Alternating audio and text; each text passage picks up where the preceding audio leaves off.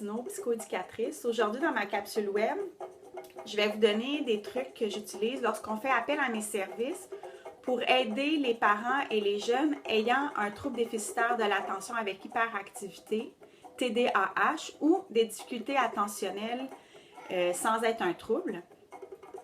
Au niveau de la planification, l'organisation lors des routines et la motivation à faire leur routine. Souvent, chez nos jeunes ayant ce genre de difficultés-là, il est difficile pour eux, dans une séquence de temps, de se rappeler de ce qu'ils ont à faire, souvent parce qu'ils sont inattentifs, parce qu'il y a quelque chose d'autre de plus intéressant à voir, à faire ou à jouer, mettons. Donc, j'utilise souvent les tableaux d'organisation, les séquences de routine imagées. J'utilise beaucoup l'image parce que chez nos jeunes ayant ce genre de difficultés-là, on s'est rendu compte que l'image s'imprègne beaucoup mieux dans la mémoire, a un impact beaucoup plus rapide que si on n'utilise que le verbal. Bien souvent, ou sans avoir nécessairement de difficultés langagières, l'image, même chez le jeune scolaire, est très aidante. Donc, chez mes plus jeunes qui ne savent pas encore lire et écrire, j'utilise des routines imagées qui vont illustrer ce que l'enfant a à faire. Je fais rarement des longues séquences parce que c'est beaucoup trop à suivre, puis le jeune va perdre un intérêt. Et ça, c'est pour tous les enfants, généralement, pas juste ceux qui ont un TDAH ou des difficultés d'attention ou d'hyperactivité. Je vous donne un exemple ici. Ici, on a la routine pour une cocotte pour la sieste. La sieste était difficile. Elle avait de la misère à faire ce qu'on s'attendait. Donc, ce que j'ai fait, c'est que j'ai pris une image de la séquence qu'elle prenait son dîner. Ensuite, elle jouait. On faisait la lecture d'un livre.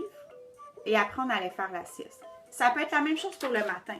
Je me lève, je prends mon petit déjeuner, je m'habille, je brosse mes dents et je quitte pour la garderie ou l'activité que je vais faire avec papa, maman ou le tuteur.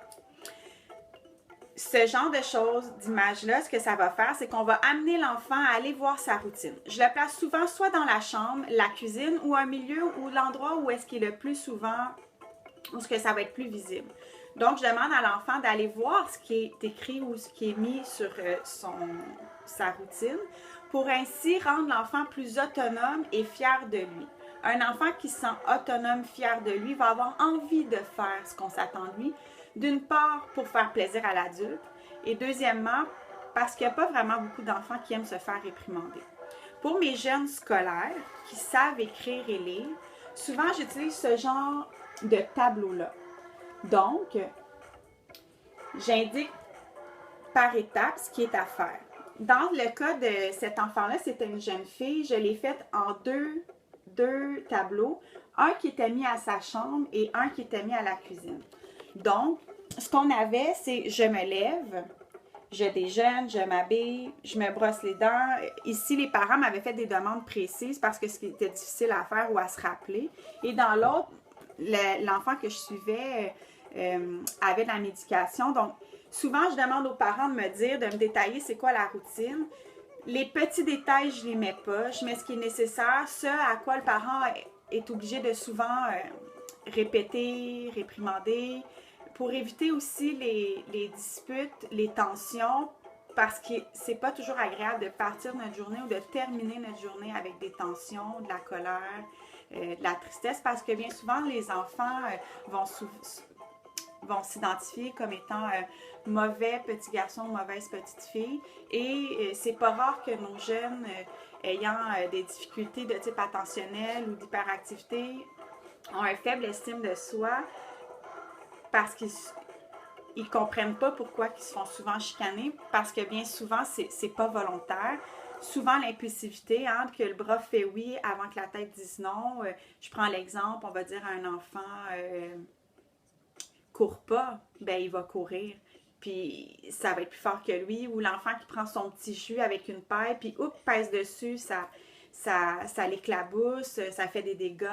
Donc, ce genre de tableau-là, c'est très aidant parce que l'enfant va lire ce qui est marqué, mais en plus, j'ai une image, toujours l'image. C'est sûr que pour les plus vieux, là, les adultes, on va utiliser l'agenda et la liste.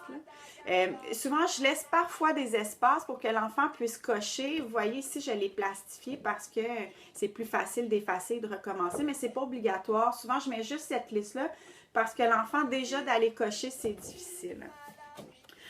Donc, c'est le genre de technique de base que j'utilise pour aider les familles à s'organiser. C'est facile, c'est aidant. Les jeunes vont souvent finir par l'apprendre par cœur. Je conseille toujours aux tuteurs, aux parents, aux enseignants de garder les listes prêts, proches, parce que même s'ils savent, souvent c'est cyclique. Il y a des enfants qui, suite à un événement ou en fin d'année scolaire, vont en avoir de besoin pour se rappeler et se remettre un peu sur la bonne voie. Donc, c'est ça pour aujourd'hui. Je vous laisse mes coordonnées. N'hésitez pas à communiquer avec moi par ma page Facebook, Anne-Marie Plutineau, psychoéducatrice, ou par mon courriel, plutineau.annemarie@gmail.com. Sur ce, je vous souhaite une excellente journée et à la prochaine capsule.